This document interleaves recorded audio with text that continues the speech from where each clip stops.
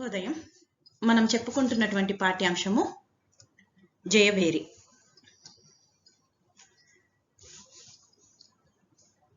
రచన శ్రీశ్రీ. మహాప్రస్థానం నుంచి గ్రహించబడింది జయభేరి.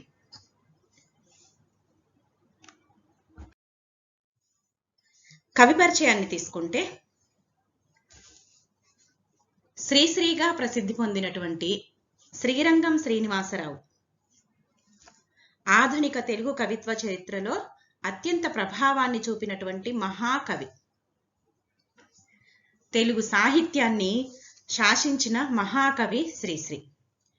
ఈయన ఏప్రిల్ 30, 1910లో అప్పలకొండ వెంకటరమణయ్యలకు జన్మించారు. విశాఖపట్నంలో ఈయన జన్మించడం జరిగింది.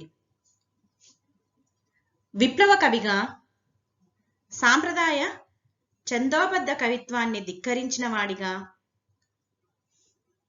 అభ్యుదయ రచయితల సంఘం అధ్యక్షుడిగా, విప్లవ రచయితల సంఘం స్థాపక అధ్యక్షుడిగా, సినిమా పాటల రచయితగా ప్రసిద్ధుడు శ్రీశ్రీ. ఈయన హేతువాది, నాస్తికుడు. మహాకవిగా ప్రసిద్ధి పొందినటువంటి వాడు. శ్రీశ్రీ తన ప్రాథమిక విద్యాభ్యాసాన్ని విశాఖపట్టణంలో పూర్తి చేశారు. 1925లో SLCని పూర్తి చేశారు. 1931లో మద్రాసు విశ్వవిద్యాలయం నుంచి BA జంతుశాస్త్రంలో పూర్తి చేయడం జరిగింది. తర్వాత 1935లో విశాఖలోని AVS కాలేజీలో డిమాన్స్ట్రేటర్గా ఉద్యోగంలో చేరాడు. 1938లో మద్రాసు ఆంధ్రప్రభలో సబ్ ఎడిటర్గా, ఆ తర్వాత ఆకాశవాణి ఢిల్లీలోను, మిలిటరీలోను, నిజాం నవాబు వద్ద ఆంధ్రవాణి పత్రికలో ఇలా వివిధ ఉద్యోగాలు చేయడం జరిగింది. 1969లో ప్రత్యేక తెలంగాణ ఉద్యమం తీవ్రంగా ఉన్న సమయంలో వావిలాల గోపాలకృష్ణయ్య గారితో కలిసి ఖమ్మంలో సమైక్యవాదాన్ని వినిపిస్తూ ప్రదర్శన జరిపారు శ్రీశ్రీ.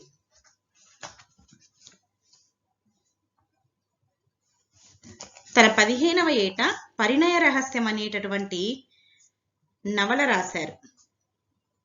మొదట భావకవిత్వ ఉద్యమ ప్రభావంతో ప్రభవ అనే పద్యకావ్యాన్ని విద్యార్థి దశలోనే రచించారు. ఇక శ్రీశ్రీ అనగానే మనకు గుర్తొచ్చే కవితా సంపుటి మహాప్రస్థానం. శ్రీశ్రీ రచనల్లో మహాప్రస్థానానికి వచ్చినంత ఖ్యాతి దేనికి రాలేదు అని చెప్పొచ్చు. మహాప్రస్థానము అనంటే గొప్ప ప్రయాణము అని అర్థం. ఇందులోని ప్రతి కవిత సాహిత్యాభిమానుల నోట వేమన పద్యంలాగా పలికింది. అభ్యుదయ కవిత్వోద్యమానికి దారి చూపింది. విప్లవ కవిత్వోద్యమానికి బీజాలు మహాప్రస్థానంలో మనకు కనిపిస్తాయి. ఇది కాకుండా ఖడ్గ సృష్టి, మరో ప్రస్థానం అనేటటువంటి కవితా సంపుటాలు, సిరిసిరి మువ్వ, ప్రాస క్రీడలు, లిమరిక్కులు, సిప్రాలి, 350లు అనే రచనలను వెలువరించారు. చరమరాత్రి అనేటటువంటి కథల సంపుటి, 1+1=1 రేడియో నాటికలు, అనంతం ఇది ఆయన ఆత్మకథ. దీనితో పాటు అనేక వ్యాసాలను శ్రీశ్రీ రాయడం జరిగింది. అదేవిధంగా చలనచిత్ర రంగంలో ప్రవేశించి అనువాద చిత్ర రచయితగా, గీత రచయితగా స్థిరపడ్డాడు. ఆనిముత్యాల వంటి పాటలు శ్రీశ్రీ రాశారు. తెలుగు వీరలేవరా, దీక్షభూని సాగరా అన్న గీతానికి ఆయనకు ఉత్తమ గేయ రచయితగా, జాతీయ స్థాయిలో ఉత్తమ గేయ రచయితగా అవార్డు రావడం జరిగింది. సోవియట్ ల్యాండ్ నెహ్రూ బహుమతి, తర్వాత రాజ్యలక్ష్మి ఫౌండేషన్ అవార్డు కూడా ఈయన పొందడం జరిగింది. ఈయన గొప్ప ప్రయోగవాది. వస్తువుతో పాటు శిల్పరహస్యం ఎరిగినటువంటి ప్రతిభాశీలి శ్రీశ్రీ. కొత్త పదబంధాలతో, వినూత్న అభివ్యక్తితో, అలంకార వైచిత్రితో, అద్భుతమైనటువంటి ప్రతీకలతో వచన కవితల్లో శబ్ద సౌందర్యాన్ని, భావ వైదుష్యాన్ని నింపి సామాజిక చైతన్యాన్ని సాధించిన ప్రయోజనాత్మక కవితా సారథి శ్రీశ్రీ. ప్రాసకు, శ్లేషకు శ్రీశ్రీ పెట్టింది పేరు. అల్పాక్షరాలలో అనల్పార్థాన్ని సృష్టించడంలో శ్రీశ్రీ మేటి. అల్పాక్షరాలలో అనల్పార్థాన్ని సృష్టించడంలో ఈయన మేటి. వ్యక్తికి బహువచనం శక్తి అనేది ఆయన సృజించిన మహత్తర వాక్యం. శబ్ద ప్రయోగంలో నవ్యతను చూపాడు శ్రీశ్రీ.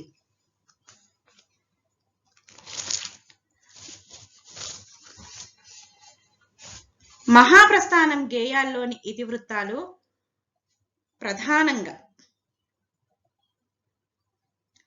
ప్రపంచవ్యాప్తంగా మానవజాతి ఎదుర్కొంటున్న బాధలు, వీటికి నేపథ్యంగా ఉన్న చారిత్రక పరిణామాలను ఆయన తీసుకోవడం జరిగింది. అలా కవిత్వము ఒక తీరని దాహంగా బ్రతికినటువంటి శ్రీశ్రీ 1983 జూన్ 15న కనిపించని తీరాలకు వెళ్ళిపోయారు. ఆయన పరమపదించడం జరిగింది. 1983 జూన్ 15న ఆయన పరమపదించారు. ఇక మన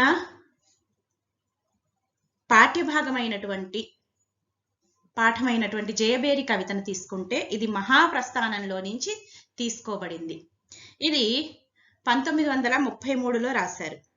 ఇక మహాప్రస్థానం గేయాలను గనక మనం చూస్తే, మహాప్రస్థానం గేయాల్లోని ఇతివృత్తాలు ప్రధానంగా ప్రపంచవ్యాప్తంగా మానవజాతి ఎదుర్కొంటున్న బాధలు, వీటికి నేపథ్యంగా ఉన్న చారిత్రక పరిణామాలు, పీడితుల పక్షాన నిలవాల్సిన కవికి అవసరమైన లక్షణాలు, నూతనమైన ఈ అంశాలపై రావాల్సిన కవిత్వము, తన కవిత్వానికి లక్షణాలు, పీడితులను ఇంకా పీడించేందుకు సహాయకారిగా ఉండే తాత్వికతపై తిరుగుబాటు వంటివి మనకిందులో మహాప్రస్థానంలో కనిపిస్తాయి. 20వ శతాబ్దపు తెలుగు సాహిత్యంలో సుప్రసిద్ధమైనటువంటి కవితా సంకలనంలో మహాప్రస్థానము ఒకటి. ఇక మహాప్రస్థానంలో ఉన్నటువంటి మన కవితను చూసినట్లయితే, జయభేరి కవితను చూసినట్లయితే, ఇది 1933లో రచింపబడింది. శ్రామిక లోకపు సౌభాగ్యం కోసం, కార్మిక లోకపు కళ్యాణం కోసం, మానవతా హృదయంతో, ఉద్యమావేశ స్ఫూర్తితో ఈయన రచన చేయడం జరిగింది. ఈ కవిత కవి లక్ష్యానికి అనుగుణంగా ఒక మార్చ్ పాస్ట్ గీతంగా ఆవేశపూరితంగా కదులుతుంది. కవితలోని లయ, నేను సైతం అనే మాటలు పునరుక్తి పఠితలో భావావేశాన్ని కలిగిస్తుంది. కవితలోని నేను భావకవిత్వంలో కనిపించే వైయక్తికమైనటువంటి నేను కాదు, సామాజికత కలిగినటువంటి నేను. ఇంతకుముందే చెప్పుకున్నట్లు వ్యక్తికి బహువచనం శక్తి అని నిర్వచించిన శ్రీశ్రీ సామూహిక చైతన్యానికి ప్రతీకగా నేనును ప్రయోగించడం జరిగింది. సమిధ, ఆహుతి అనే పదాలను సాంప్రదాయ అర్థంలో తీసుకోకూడదు. ఉన్నతమైనటువంటి ఆశయం కోసం తనను తాను సమర్పించుకోవడంగా, నిస్వార్థంగా అంకితం కావడంగా భావించుకోవాలి. 20వ శతాబ్దంలో వచ్చినటువంటి తెలుగు సాహిత్యంలో వచ్చినటువంటి సుప్రసిద్ధమైనటువంటి కవితా సంకలనాలలో ఈ జయభేరి ఒకటి. నేను సైతం ప్రపంచాగ్నికి సమిధనొక్కటి ఆహుతిచ్చాను అంటూ ప్రారంభమయ్యే ఈ కవిత తెలుగువారి నానుడుల్లో, సినీ గీతాల్లో, పత్రికా పరిభాషల్లో నిలిచిపోయింది. దీనికి నేపథ్యం ఏంటిది అనంటే 1930 దశకం. దీన్ని హంగ్రీ 30s అని అంటారు.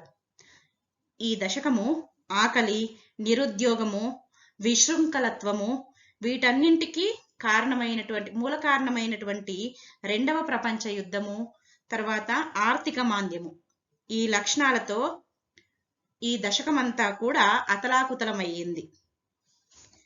ఈ దశకం యొక్క సాంఘిక, ఆర్థిక, రాజకీయ ప్రభావాలు మనకు మహాప్రస్థానంలో కనిపిస్తాయి. నేను సైతం ప్రపంచాగ్నికి సమిధనొక్కటి ఆహుతిచ్చాను అంటూ సాగే ఈ గేయంలో ఆయన ఏం చెప్తారు అనంటే, తన వల్ల అయ్యేది తాను చేయగలగడం మొదలుకొని తుదకు తానే ఆ భువన భవనపు బావుటానై పైకి లేస్తానని, నా కుహూరత శీకరాలే లోకమంతా జల్లులాడే ఆ ముహూర్తాలాగమిస్తాయి అని చెప్పేసి అంటాడు.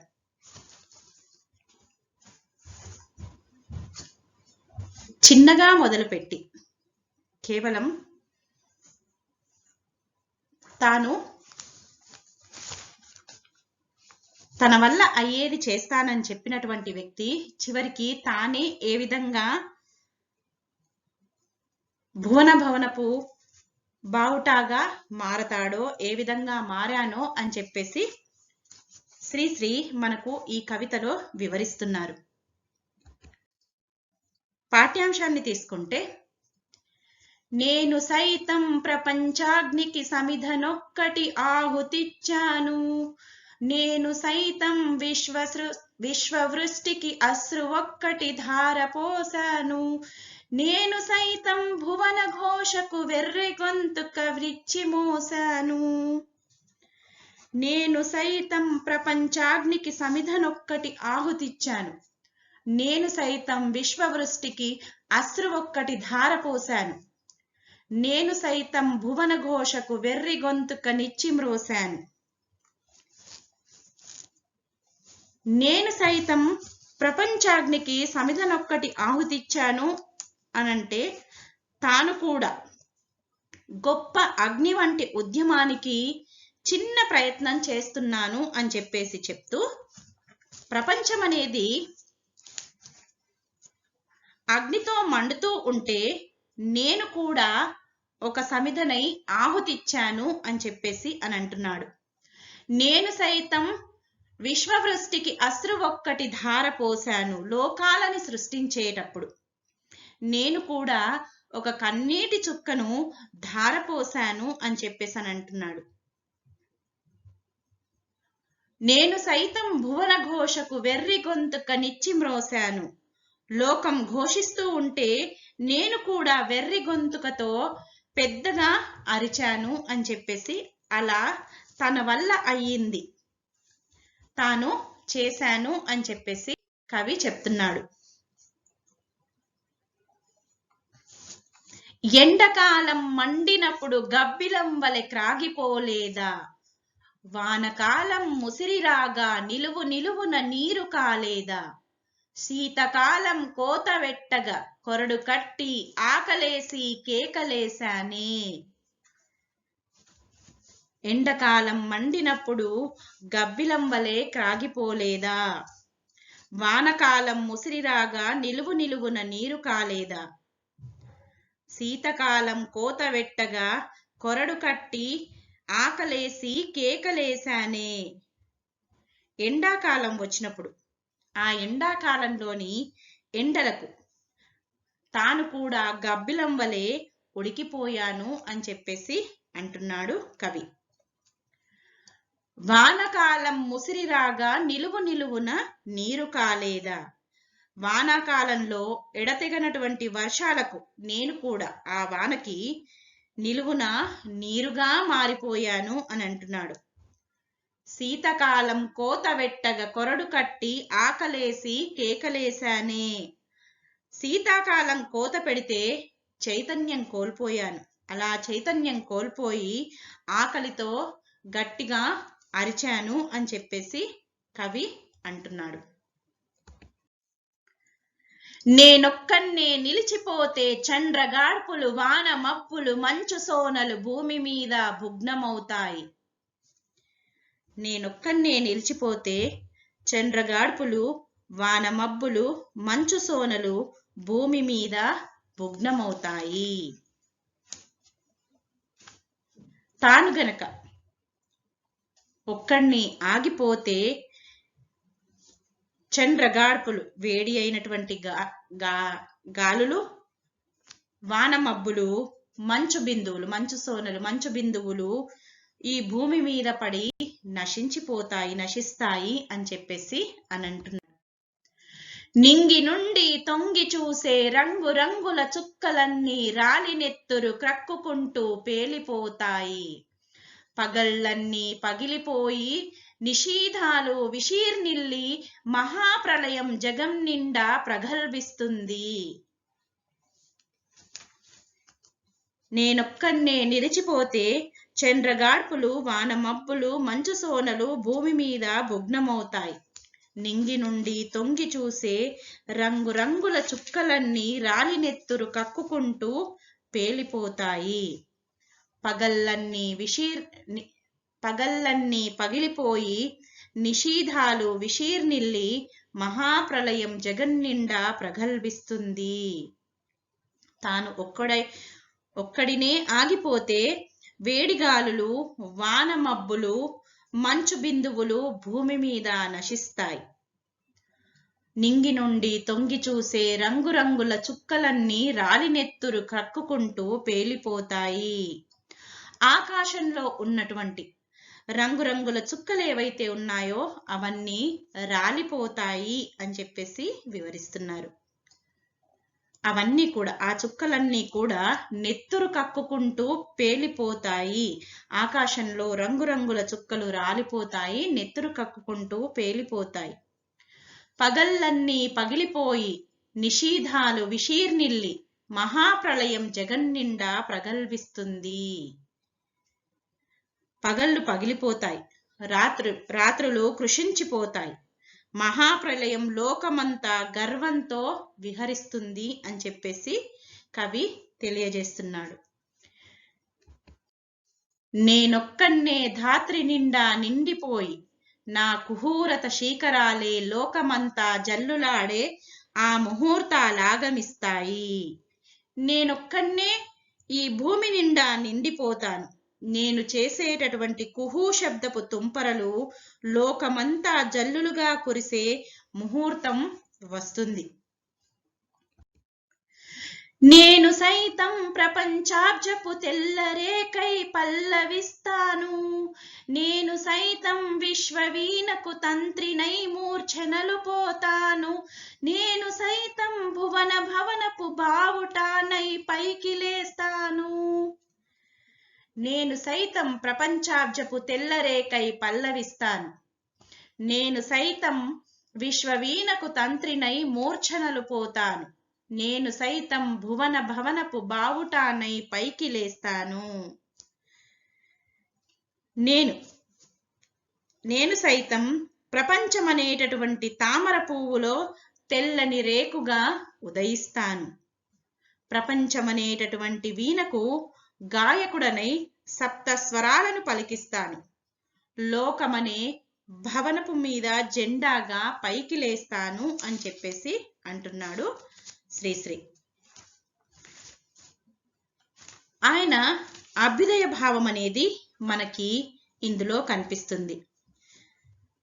ఈ కవిత శ్రామిక లోకపు సౌభాగ్యం కోసం, కార్మిక లోకపు కళ్యాణం కోసం కలం పట్టి రాశాడు. మానవతా హృదయంతో చేసినటువంటి రచన జయభేరి. ఆయన కవితలో మనకు ఆవేశం కనిపిస్తుంది, చైతన్యం గోచరిస్తుంది. ఉన్నతమైనటువంటి ఆశయం కోసం తనకు తాను ఏ విధంగా సమర్పించుకుంటాడో దానికి అంకితమయ్యి, ఆ ఆశయం కోసం అంకితమైపోయి కొత్త లోకాన్ని సృష్టిస్తానని చెప్పేసి ఈ జయభేరి కవిత ద్వారా శ్రీశ్రీ తెలియజేస్తూ,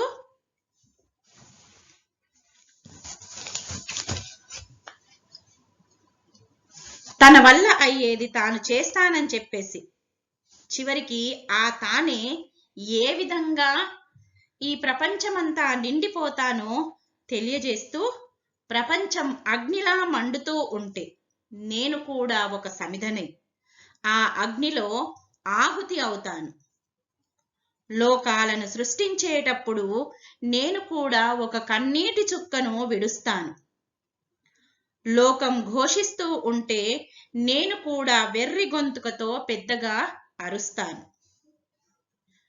నేను కూడా, దీని అర్థం ఏంటి అనంటే, నేను కూడా లోకంలో జరిగేటటువంటి విప్లవంలో భాగమవుతాను అని చెప్పేసి ఆహుతి, వెర్రి గొంతుక ఇవన్నీ కూడా దానిలో భాగంగానే ఆయన సృష్టించడం జరిగింది. అలా విప్లవంలో భాగమవుతానంటూ కవి ఆహుతి అవుతాను, అశ్రు ఒక్కటి ధార పోస్తాను, వెర్రి గొంతుకతో అరుస్తాను అని చెప్పేసి తెలియజేశాడు. అందరిలాగే తాను కూడా సమాజంలో బాధలు అనుభవించానని కవి కొన్ని వాక్యాల్లో తెలియజేస్తూ, ఎండకాలంలో మండిపోయే ఎండలకు గబ్బిలంలాగా కాగిపోయాను. వానాకాలంలో ఎడతెగని వానకు నిలువున నీరైపోయాను. శీతాకాలం కోత పెడితే చైతన్యం కోల్పోయాను. ఆకలితో అరిచాను. ఇలా ప్రతి కాలంలో తాను ఎన్ని బాధలను ఎదుర్కొన్నాడో కవి తెలియజేస్తున్నాడు. ఒక సామాన్య వ్యక్తి, ఒక శ్రామికుడు, ఒక కార్మికుడు ప్రతి కాలాల్లో తాను ఎదుర్కొనేటటువంటి బాధలు ఏవైతే ఉన్నాయో వాటిని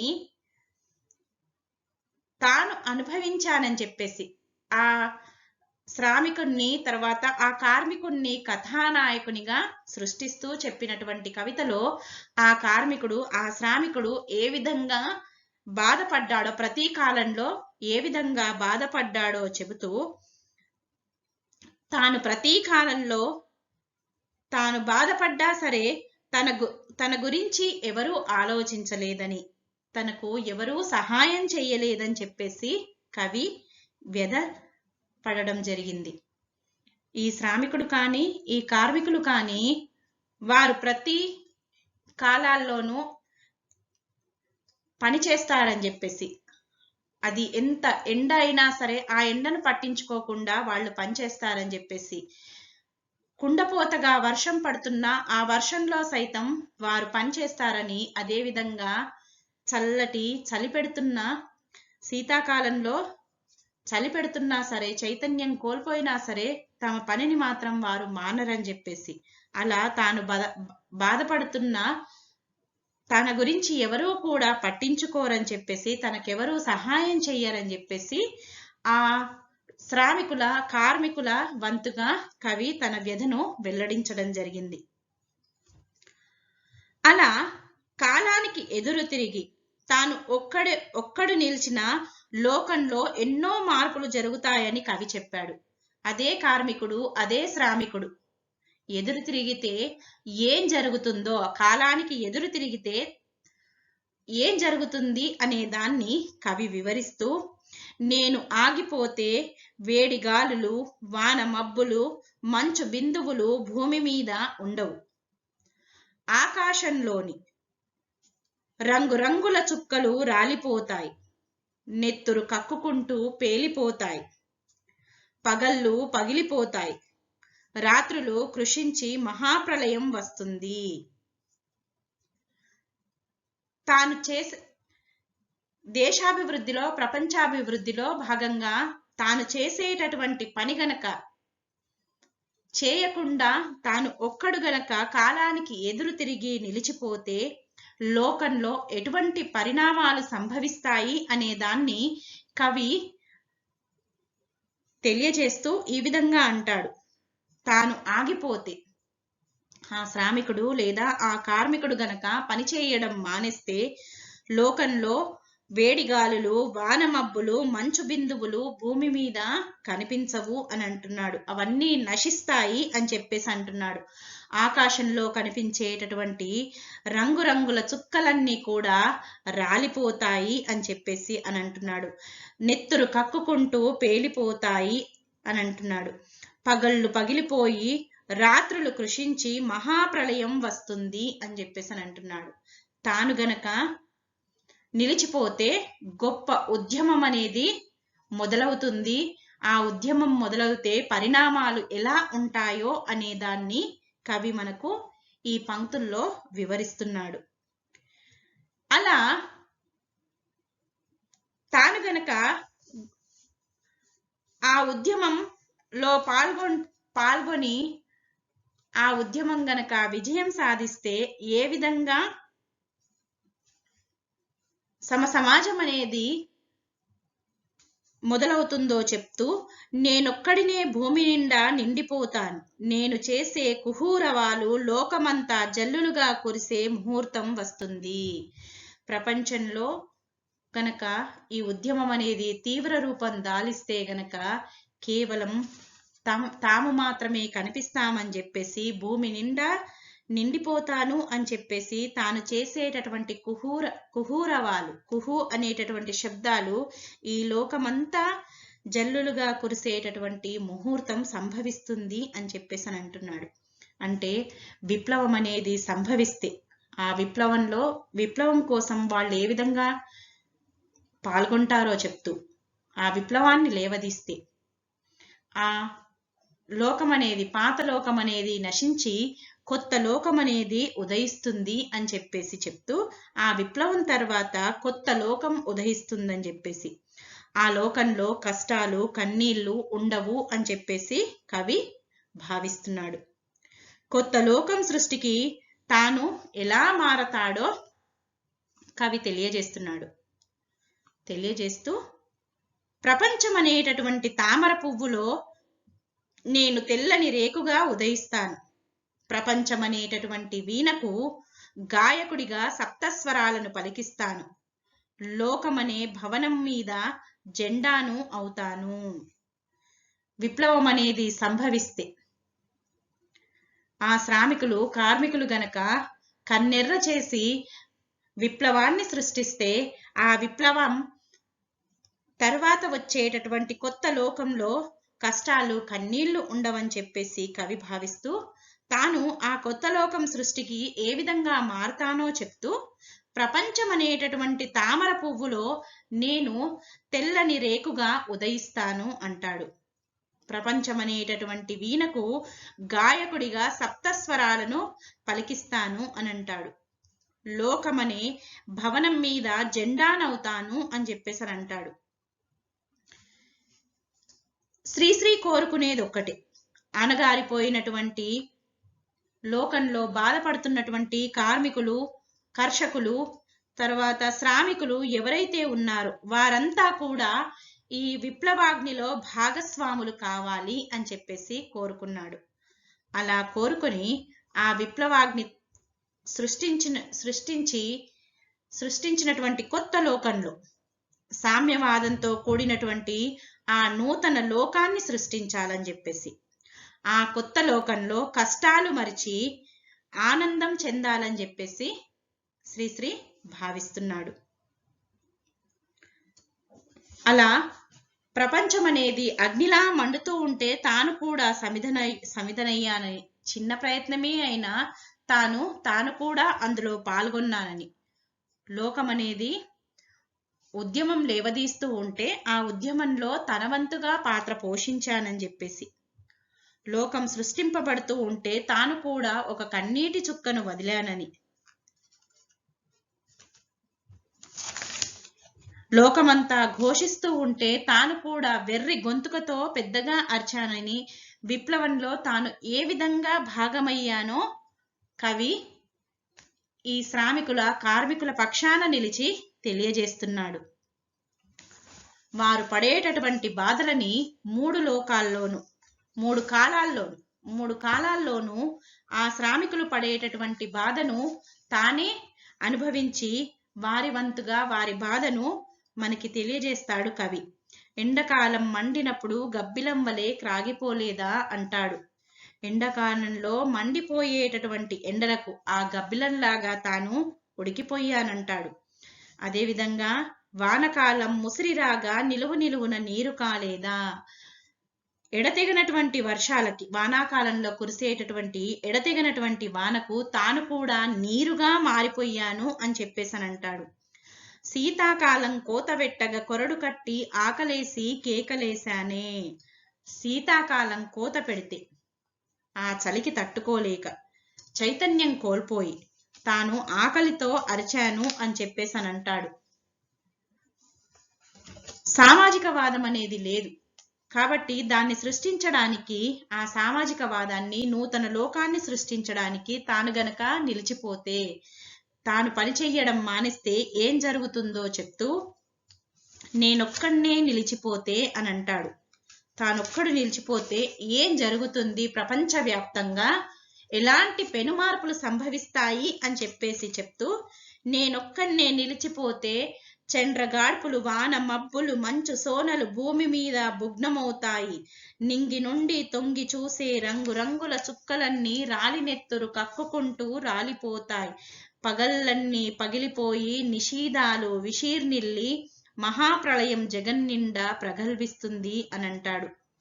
తాను గనక ఆగిపోతే, పని చేయడం మానివేస్తే ఆ వేడిగాళ్ళు, వానమబ్బులు, మంచు బిందువులన్నీ కూడా భూమి మీద పడి నశిస్తాయని చెప్పేసి, ఆ ఆకాశంలోని రంగురంగుల చుక్కలన్నీ రాలిపోయి నెత్తురు కక్కుకుంటూ పేలిపోతాయని, పగళ్ళన్నీ పగిలిపోతాయని, రాత్రిళ్ళు కృషించి మహాప్రళయం అనేది లోకమంతా కూడా విహరిస్తుంది, వ్యాపిస్తుంది అని చెప్పేసి అంటున్నాడు. అలా మహాప్రళయం సంభవించినప్పుడు కొత్త లోకం అనేది ఉద్భవిస్తుంది అని చెప్పేసి, ఆ కొత్త లోకంలో కష్టాలు కన్నీళ్లు అంటూ ఏవి ఉండవు అని చెప్పేసి చెప్తూ, నేనొక్కనే ధాత్రి నిండా నిండిపోయి నా కుహూరత శీకరాలే లోకమంతా జల్లులాడే ఆ ముహూర్తాలాగమిస్తాయి అని అంటాడు. అలా మహాప్రళయం తర్వాత, గొప్ప విప్లవం తర్వాత కొత్త లోకం ఉదయిస్తుందని చెప్పేసి, ఆ లోకంలో కష్టాలు కన్నీళ్ళు అనేవి అసలు ఉండవని చెప్పేసి చెప్తూ, ఆ కొత్త లోకం సృష్టికి తాను ప్రపంచాబ్జపు తెల్లరేకై పల్లవిస్తాను అని అంటాడు. విశ్వవీణకు తంత్రినై మూర్ఛనలు పోతాను అని అంటాడు. భువన భవనపు బావుటానై పైకి లేస్తాను అని చెప్పేసి చెప్తూ, ఆ అణగారిపోయినటువంటి జాతులు ఏవైతే ఉన్నాయో వారంతా విప్లవాగ్నిలో భాగస్వామ్యాన్ని గనక చేర్చినట్లయితే నూతన లోకాన్ని సృష్టించొచ్చని చెప్పేసి, ఆ కొత్త లోకంలో కష్టాలు కన్నీళ్లు అన్ని కూడా మర్చిపోయి ఆనందంతో ఉండాలి అని చెప్పేసి కవి భావించడం జరిగింది. ఇందులో ప్రపంచాగ్నికి సమిధనొక్కటి ఆహుతిచ్చాను అంటూ సాగే ఈ గేయంలో తన వల్ల అయ్యేది తాను చేయగలడం మొదలుకొని తుదకు తానే ఆ భువన భవనపు బావుటానై పైకి లేస్తానని, నా కుహూరత శీకరాలే లోకమంతా జల్లులాడే ఆ ముహూర్తాలాగమిస్తాయి అని చెప్తూ, ఈ కవితలో నేను సైతం ప్రపంచాగ్నికి సమిధనొక్కటి ఆహుతిచ్చాను అనేటటువంటి ఆ పంక్తులు ఏవైతే ఉన్నాయో, ఆ పంక్తుల్లో నేను కూడా అంతటి గొప్ప మహాగ్ని వంటి ఉద్యమానికి చిన్న ప్రయత్నం చేశానని సూచిస్తూ ప్రారంభిస్తాడు. నేను సైతం విశ్వవృష్టికి అతి చిన్నదే అయినా ఒక అశ్రువుని ధారపోశాను అని అంటాడు. ఇలా నేను సైతం ప్రపంచాగ్నికి సమిధనొక్కటి ఆహుతిచ్చాను అని చెప్పేసి అన్నటువంటి ఆ కవియే నేను సైతం ప్రపంచాబ్జపు తెల్లరేకై పల్లవిస్తాను అన్నాడు. అలాగే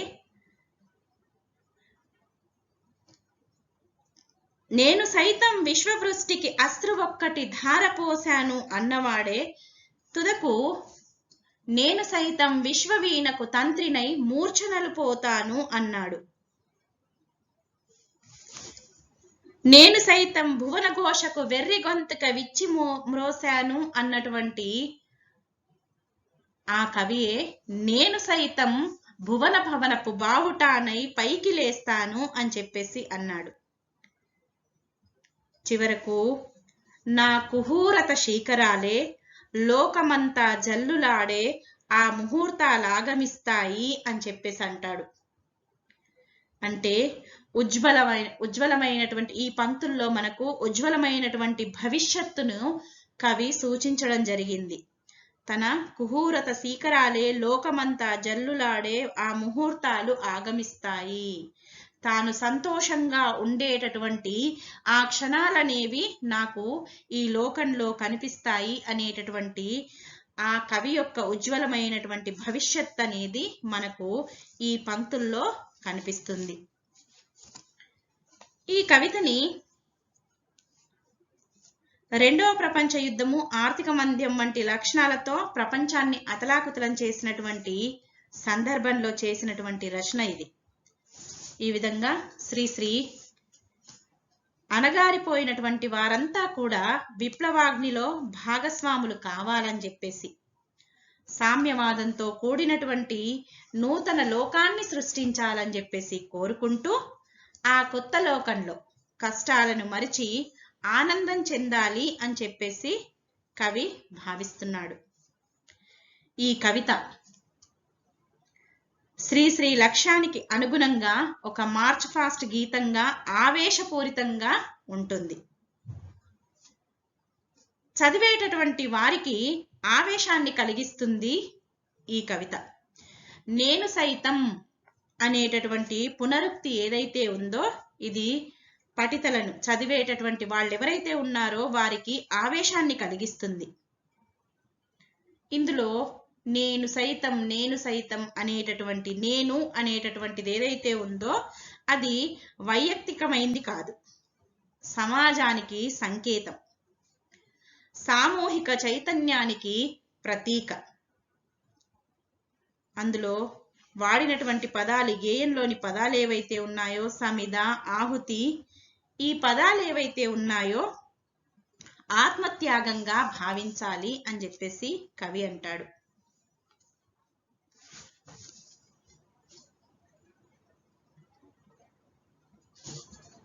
ఈ గేయాల్లోని ఇతివృత్తం ప్రధానంగా ప్రపంచవ్యాప్తంగా మానవజాతి ఎదుర్కొంటున్నటువంటి బాధలు, వాటికి నేపథ్యంగా ఉన్న చారిత్రక పరిణామాలు, ఇవన్నీ కూడా మనకు కనిపిస్తాయి.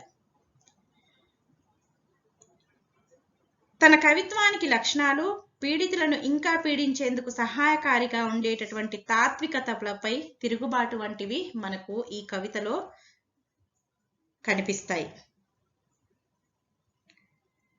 20వ శతాబ్దపు తెలుగు సాహిత్యంలో సుప్రసిద్ధమైనటువంటి కవితా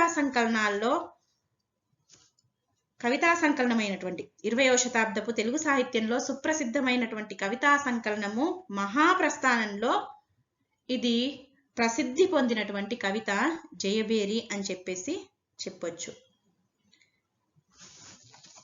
నేను సైతం అనేటటువంటి ప్రపంచాగ్నికి సమిధనొక్కటి ఆహుతిచ్చాను అని చెప్పేసి అన్నటువంటి ఈ పంక్తులు ఏవైతే ఉన్నాయో ఇవి మనకు తెలుగువారి నానుడుల్లో కనిపిస్తాయి, సినీ గీతాల్లో కనిపిస్తాయి, పత్రికా పరిభాషలో కూడా మనకు ఈ పదాలు మనకు కనిపిస్తూ ఉంటాయి.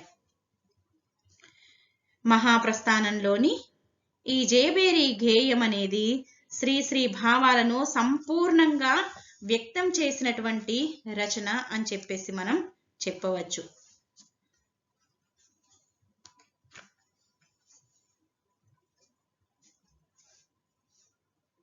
ఈ కవితను శ్రామిక లోకపు సౌభాగ్యం కోసం, కార్మిక లోకపు కళ్యాణం కోసం మానవతా హృదయంతో రచించినటువంటి కవిత ఇది. నేను అనేది భావకవిత్వంలో స్ఫురించేటటువంటి వైయక్తికమైనటువంటి నేను కాదని చెప్తూ అది సామాజికత కలిగినటువంటి పదమని, వ్యక్తికి బహువచనం శక్తి అని చెప్పేసి సామూహిక చైతన్యానికి ప్రతీకగా నేను అనేటటువంటి ఈ పదాన్ని ఈ గేయంలో, జయభేరి గేయంలో శ్రీశ్రీ సృష్టించడం జరిగింది. ఒక ఉన్నతమైనటువంటి ఆశయం కోసం ప్రతి ఒక్కరూ కూడా తమను తాము సమర్పించుకోవాలని, స్వార్థం లేకుండా అంకితమైపోవాలని చెప్పేసి కవి మనకు జయబేరి కవిత ద్వారా తెలియజేస్తున్నారు. అలా తాను కూడా ఒక ఉన్నతమైనటువంటి ఆశయం కోసం తాను ఏ విధంగా సమర్పించుకుంటాడో, స్వార్థం లేకుండా ఏ విధంగా అంకితమైపోతాడో అని తెలియజేస్తూ అందులో సమిధ, ఆహుతి అనేటటువంటి పదాలను ఉన్నతమైనటువంటి ఆశయంలో తీసుకోవాలని చెప్పేసి వాటిని తనను తాను సమర్పించుకోవడంలో, స్వార్థం లేకుండా అంకితమైపోవడంలో దాని అర్థంగా తీసుకోవాలని చెప్పేసి కవి మనకు సూచించడం జరిగింది. ఈ కవిత మహాప్రస్థానం అనేటటువంటి సంపుటి నుంచి గ్రహించబడింది. జయబేరి.